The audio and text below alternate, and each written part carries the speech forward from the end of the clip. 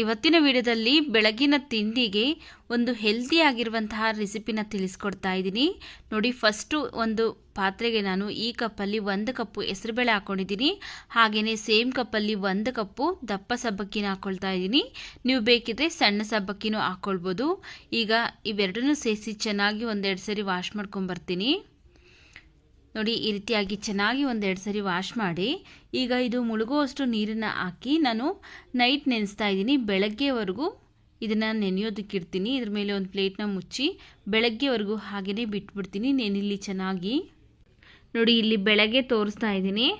ಸಬ್ಬಕ್ಕಿ ಮತ್ತು ಹೆಸರುಬೇಳೆ ಎಲ್ಲ ಚೆನ್ನಾಗಿ ನೆಂದಿದೆ. ಇದೇ ರೀತಿಯಾಗಿ ಚೆನ್ನಾಗಿ ನೆಂದಿರಬೇಕು. ಈಗ ಇದರಲ್ಲಿರುವಂತಹ ನೀರನ್ನೆಲ್ಲ ಬಸ್ದು ನಾವು ಬರೀ ಸಬ್ಬಕ್ಕಿ ಮತ್ತು ಹೆಸರುಬೇಳೆನ ತೊಗೊಂಬರ್ತೀನಿ. ನೋಡಿ, ಇಲ್ಲಿ ನೀರನ್ನೆಲ್ಲ ಬಸ್ತಿದ್ದೀನಿ. ಈಗ ಒಂದು ಮಿಕ್ಸ್ಚರ್ಗೆ ಹಾಕ್ಕೊಳ್ಬೇಕು. ನಾವು ಇದಕ್ಕೆ ಅಕ್ಕಿ ಹಾಕ್ಕೊಳ್ತಾ ಇಲ್ಲ, ಉದ್ದಿನ ಬೇಳೆ ಹಾಕ್ಕೊಳ್ತಾ ಇಲ್ಲ, ಯಾವುದೇ ಬೇಳೆ ಕಾಳುಗಳನ್ನು ಸಹ ಹಾಕ್ಕೊಳ್ತಾ ಇಲ್ಲ. ಬರೀ 2 ಇಂಗ್ರೀಡಿಯೆಂಟ್ಸ್ನಿಂದ ನಾವು ಬೆಳಗಿನ ತಿಂಡಿಗೆ ಬ್ರೇಕ್ಫಾಸ್ಟ್ನ ಮಾಡ್ಕೊಳ್ತಾ ಇದ್ದೀನಿ. ನೋಡಿ, ಈಗ ಇದಕ್ಕೆ ಒಂದು ಸ್ವಲ್ಪ ನೀರನ್ನು ಸೇರಿಸಿ ನುಣ್ಣಗೆ ಗ್ರೈಂಡ್ ಮಾಡ್ಕೊಳ್ತಾ ಇದ್ದೀನಿ. ನೋಡಿ, ಈಗ ಈ ರೀತಿಯಾಗಿ ಒಂದು ಸ್ವಲ್ಪನೂ ತರಿ ಇಲ್ಲದೆ ಇರೋ ಥರ ನುಣ್ಣಗೆ ಗ್ರೈಂಡ್ ಮಾಡ್ಕೊಳ್ಬೇಕು. ಈಗ ಇದು ರೆಡಿ ಆಗಿದೆ. ಇದನ್ನು ಒಂದು ಮಿಕ್ಸಿಂಗ್ ಬೌಲ್ಗೆ ಹಾಕ್ಕೊಳ್ತಾ ಇದ್ದೀನಿ. ಉಳಿದಿರುವಂತಹ ಹೆಸರುಬೇಳೆ ಮತ್ತು ಸಬ್ಬಕ್ಕಿನೂ ಸಹ ರುಬ್ಬಿಟ್ಟು ಇದಕ್ಕೇ ಹಾಕ್ಕೊಳ್ತಾ ಇದ್ದೀನಿ. ಉಳಿದಿರುವಂತಹ ಸಬ್ಬಕ್ಕಿ ಮತ್ತು ಹೆಸರುಬೇಳೆನ ರುಬ್ಬಿಟ್ಟು ಇದಕ್ಕೆ ಹಾಕ್ಕೊಂಡಿದ್ದೀನಿ. ಈಗ ಇದಕ್ಕೆ ರುಚಿಗೆ ತಕ್ಕಷ್ಟು ಉಪ್ಪು ಹಾಕ್ಕೊಳ್ತಾ ಇದ್ದೀನಿ.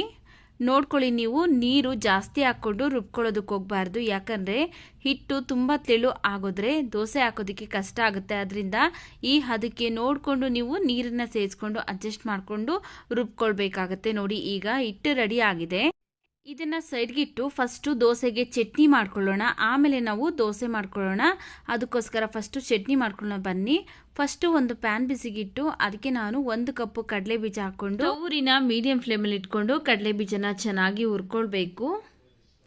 ನೋಡಿ, ಕಡಲೆ ಬೀಜನೆಲ್ಲ ಚೆನ್ನಾಗಿ ಹುರ್ಕೊಂಡಾಗಿದೆ. ಈಗ ಇದನ್ನು ಒಂದು ಪ್ಲೇಟ್ಗೆ ಹಾಕಿ ಇದು ಬಿಸಿ ತಣ್ಣಗಾದ್ಮೇಲೆ ಇದ್ರ ಸಿಪ್ಪೆನೆಲ್ಲ ತೆಗೆದುಬಿಟ್ಟು ಇಟ್ಕೊಂಡಿದ್ದೀನಿ. ನೋಡಿ, ಈಗ ಒಂದು ಮಿಕ್ಸಿ ಜಾರ್ಗೆ ಹಾಕ್ಕೊಳ್ತಾ ಇದ್ದೀನಿ. ಸಿಪ್ಪೆ ತೆಗೆದಿರುವಂತಹ ಕಡಲೆ ಬೀಜನ ಮಿಕ್ಸಿ ಜಾರ್ಗೆ ಹಾಕ್ಕೊಂಡಿದ್ದೀನಿ. ಹಾಗೆಯೇ ಸೇಮ್ ಕಪ್ಪಲ್ಲಿ 1/2 ಕಪ್ಪು ಕಡಲೆಪಪ್ಪು ಹಾಕ್ಕೊಳ್ತಾ ಇದ್ದೀನಿ, ಅಂದರೆ ಹುರಿಗಡಲೆ. ಹಾಗೆಯೇ ಸೇಮ್ ಕಪ್ಪಲ್ಲಿ 1/2 ಕಪ್ಪು ಹಸಿ ಕೊಬ್ಬರಿ ಹಾಕ್ಕೊಳ್ತಾ ಇದ್ದೀನಿ. ಹಾಗೆಯೇ ಇದಕ್ಕೆ ಒಂದು ಅರ್ಧ ಈರುಳ್ಳಿನ ಕಟ್ ಮಾಡಿ ಹಾಕ್ಕೊಳ್ತಾ ಇದ್ದೀನಿ. ಹಾಗೆಯೇ ಒಂದು 5ರಿಂದ 6 ಎಸಳು ಬೆಳ್ಳುಳ್ಳಿನ ಸಿಪ್ಪೆ ತೆಗೆದು ಹಾಕ್ಕೊಳ್ತಾ ಇದ್ದೀನಿ. ಸ್ವಲ್ಪ ಕೊತ್ತಂಬರಿ ಸೊಪ್ಪು, ಹಾಗೆಯೇ ಇದಕ್ಕೆ ಸ್ವಲ್ಪ ಹಸಿ ಕರಿಬೇವಿನ ಸೊಪ್ಪನ್ನ ಹಾಕ್ಕೊಳ್ತಾ ಇದ್ದೀನಿ. ಈಗ ಇದಕ್ಕೆ ಒಂದು ಸ್ವಲ್ಪ ಹುಣಸೆಹಣ್ಣು ಹಾಕ್ಕೊಳ್ತಾ ಇದ್ದೀನಿ.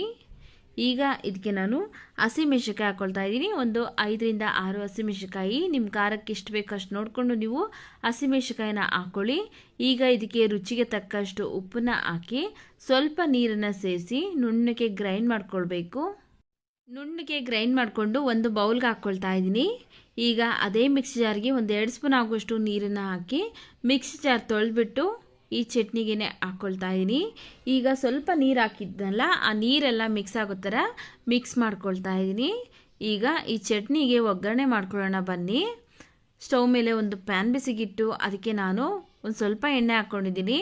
ಎಣ್ಣೆ ಬಿಸಿ ಆದಮೇಲೆ ಸ್ವಲ್ಪ ಸಾಸಿವೆ, ಸ್ವಲ್ಪ ಕರಿಬೇವಿನ ಸೊಪ್ಪು, ಒಂದು ಬ್ಯಾಡಗಿ ಮೆಣಸಿನಕಾಯಿನ ಕಟ್ ಮಾಡಿ ಹಾಕ್ಕೊಂಡು ಫ್ರೈ ಮಾಡ್ಕೊಳ್ತಾ ಇದ್ದೀನಿ. ನೋಡಿ, ಈ ರೀತಿಯಾಗಿ ಫ್ರೈ ಮಾಡಿಕೊಂಡು ಈಗ ಸ್ಟವ್ ಆಫ್ ಮಾಡಿಕೊಂಡು ನಾವು ಫಸ್ಟನ್ನೇ ಮಾಡಿ ಎತ್ತಿಟ್ಕೊಂಡಿದ್ರಲ್ಲ ಚಟ್ನಿ, ಆ ಚಟ್ನಿಗೆ ಈ ಒಗ್ಗರಣೆಯನ್ನು ಹಾಕ್ಬಿಟ್ಟು ಮಿಕ್ಸ್ ಮಾಡ್ಕೊಳ್ತಾ ಇದ್ದೀನಿ. ನೋಡಿ, ಈಗ ರುಚಿಯಾದಂತಹ ಶೇಂಗಾ ಚಟ್ನಿ ಅಥವಾ ಕಡಲೆ ಬೀಜದ ಚಟ್ನಿ ರೆಡಿ ಆಗಿದೆ. ಈಗ ನಾವು ದೋಸೆ ಮಾಡ್ಕೊಳ್ಳೋಣ ಬನ್ನಿ. ದೋಸೆ ಮಾಡ್ಕೊಳ್ಳೋದಕ್ಕೆ ನಾವು ತವನ ಚೆನ್ನಾಗಿ ಬಿಸಿಗಿಟ್ಟು ಆನಂತರ ಸ್ಟವ್ನ ಲೋ ಫ್ಲೇಮಲ್ಲಿ ಇಟ್ಕೊಂಡು ನಾವು ದೋಸೆ ಹಿಟ್ಟನ್ನು ಹಾಕ್ಕೊಂಡು ದೋಸೆನ ಸ್ಪ್ರೆಡ್ ಮಾಡ್ಕೊಳ್ಬೇಕು.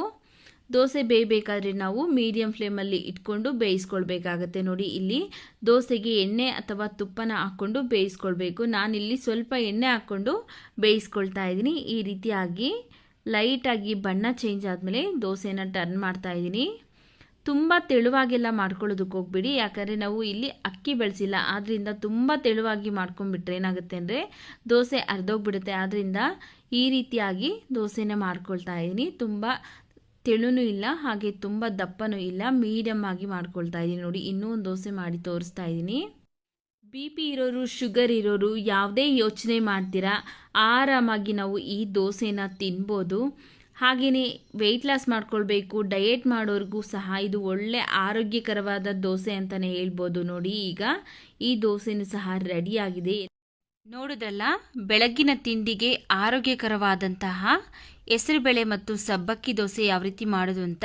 ವಿಡಿಯೋ ಇಷ್ಟ ಆಗಿದ್ರೆ ವಿಡಿಯೋಗೊಂದು ಲೈಕ್ ಮಾಡಿ, ವಿಡಿಯೋವನ್ನು ಶೇರ್ ಮಾಡಿ, ನಮ್ಮ ಚಾನಲ್ಗೆ ಸಬ್ಸ್ಕ್ರೈಬ್ ಮಾಡಿ, ಸಪೋರ್ಟ್ ಮಾಡಿ.